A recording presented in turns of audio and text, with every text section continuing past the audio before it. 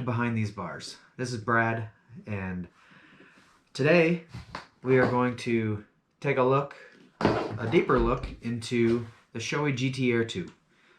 I've had the chance to put a few hundred miles on with this helmet, and I'd like to share my thoughts about it. While doing so, I'm going to share a few pros, just a few initial cons, and then I'd like to compare this helmet with my old helmet, which is the Harley-Davidson branded HJC I-91. It's the older model of the HJC I-90, and I'd like to give you a head-to-head comparison of these two. Let's start off with the pros of the GT Air II. I really like this helmet. Its build quality is, I would say, above average build quality. The front chin vent, you can hear it clicking. The top vent, it's got a very positive click as well. There's closed, kind of half open, full open. It's, believe me when I say this, when you open it completely, you can feel the air blowing down from about the very top of your forehead down to just to the back of your head. And in my opinion, it cooled me off to the point where I needed to shut it. It was a little bit cooler the day I was riding. So, secondly, I'd like to discuss how comfortable this helmet is. I realize watching this you can't reach into the helmet and feel how comfortable it is, but it's kind of got a micro suede feel to it. The padding on the inside, the padding is thick, it's plush, it's not overly soft, something that you would kind of get from a cheaper helmet, and it's not like rock hard. Once I get a few more miles in, I'm sure it'll break in a little bit more and kind of form a little bit better to my face. Now, the biggest thing that I'd like to discuss about this helmet is the noise level. As I stated, I've been riding around with a modular helmet. It's the HJC I-91. It is a very noisy helmet, but so going from that helmet to this guy, I can't express to you how quiet this helmet is. Before I could hum in my helmet and I couldn't hear it. Now I can hum in this helmet and I can hear it normal. It's just as I'm sitting in a quiet room. Granted, I can still hear my exhaust. I can still hear a little bit of wind noise, but it's not to the point where I need to wear earplugs or other ear protection. This helmet allows me to just put it on and go. The visor on this helmet is incredibly clear. It's almost like getting a brand new pair of glasses. Everything looks like it's high definition, it's clear, there's no distortion to any of the objects that you're looking at. There's no obstruction when you're looking all the way right or all the way left. You can see a pretty wide field of view. And to be honest with you, when I'm looking all the way right or all the way left, I can't see the edge of the helmet over here. Now, let's go into a few of the cons that I've noticed about this helmet so far. And I understand more than most maybe that any helmet you get, it's not going to be 100% perfect. But these cons, little caveat, they're not deal breakers for me, and some of them may deal a little bit more as the helmet breaks in a little bit. The first con on my list is the neck strap. We went on, like I said, a few hundred miles one day, and the neck strap, it really irritated the skin on my neck. And I don't typically ride with the neck strap super snug. So that could have been part of it, just it rubbing back and forth, but both sides right here on my neck were a little bit red and obviously irritated from the neck strap. Again, I don't know if that's going to change once the helmet breaks in a little bit. The second, again, a little caveat here, the visor itself did not fog up. I installed the pin lock visor. It goes on the inside of the visor. It eliminates some of the fogging issues that you may have. I did notice a little bit of fogging down here at the bottom, but as soon as I opened the chin vent here, it immediately went away, like immediately. What I did notice was my glasses. My glasses would fog up on the inside.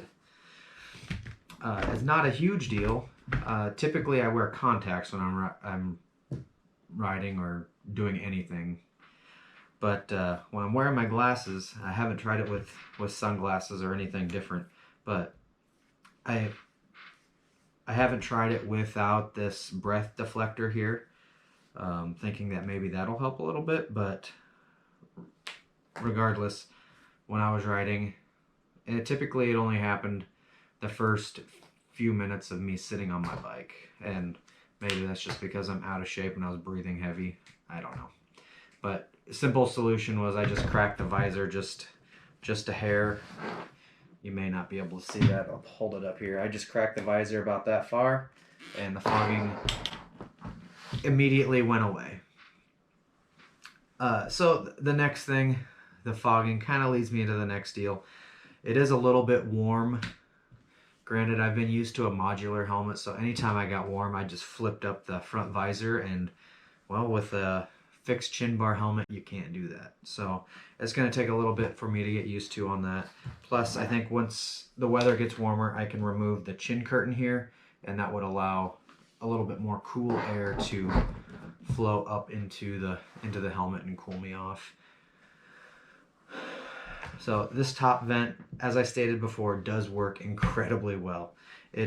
I can feel the air from it just cools the top part of your head, which hot air does rise, so it starts about right here and goes to about right back here somewhere, and you can feel the air moving through your hair. The other thing that I noticed was it didn't touch the sides of your head very well. Granted, I know most motorcycle helmets aren't going to cool the side of your head. So again, not a deal breaker, just an observation on my part. My biggest regret with this helmet is not purchasing it sooner. I listed that as a con because, well, why not? I absolutely love this helmet. It is by far superior to the helmet that I had prior, and I'll say this 100 more times. I cannot get over how quiet this helmet is. It is just so quiet, and it allows me to carry on a conversation with somebody through the Sena intercom system without having to feel like I'm yelling. So let's bring up the HJC, Harley branded HJC helmet, and let's compare these two side by side. So I've got the Harley on the right, and I've got the Shoei on the left. The fit. This helmet fits small. I had to go up to a 3X in this helmet to get it to fit right, and I was kind of between a 2X and a 3X. The 2X was a little bit too snug, and the 3X was a little bit too big, and frankly I'd rather have something that was a little bit too big so it didn't feel like it was squeezing my brains out. This helmet was pretty true to fit. This is a 2X, and it's just a touch big. Once I put all of the motovlogging equipment in the helmet, it's a little bit more true to fit. It's perfect. I've got cables and stuff running on the inside. There'll be a video later on my motovlog helmet setup, just so you guys can see how I'm running all this stuff through the helmet. The noise level, this helmet was incredibly loud. I'll see if I can find some audio of me riding with this helmet. I don't think I have any from OJ with Good Life Riders. Him and I went to Texas last fall. I don't think I have any audio footage from us riding in our really windy day. We had a 30-mile-per-hour crosswind, and you talk about some crazy riding. The day that we were riding when I was wearing this helmet, it was relatively calm. We had about 10 to 12 mile per hour winds. So again, not super windy. It was relatively calm. The visor visibility, I don't know if you can see this, but the visor on this helmet appears smaller than this helmet. Just the eye or face opening is a big difference. I kind of attribute the smaller face opening on this to being a modular helmet, because they needed to make room for the mechanism for the actual face or chin bar going up and down.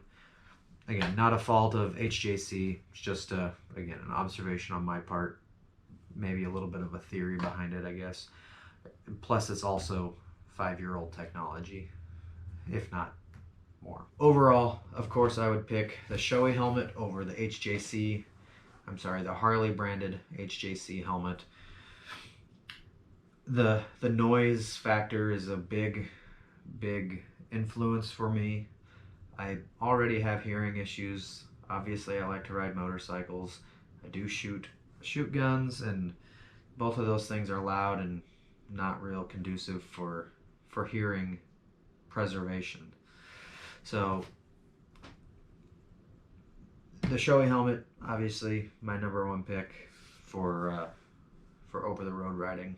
Let me know your thoughts down in the comments below about what you think about the Shoei GT Air II, if you have one.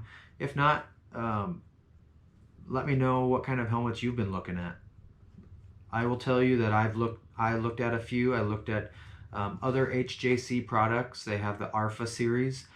Let me know your thoughts. Let me know your opinions on the Shoei GT Air II. If you guys have any questions, drop them down in the comments below, and I will do my best to answer them as they come in.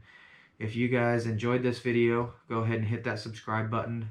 If you would like to see more content similar to this and other riding videos, hit the notification bell so you can be notified when I post more content. As the weather starts to warm up, we'll be posting a lot more riding related videos.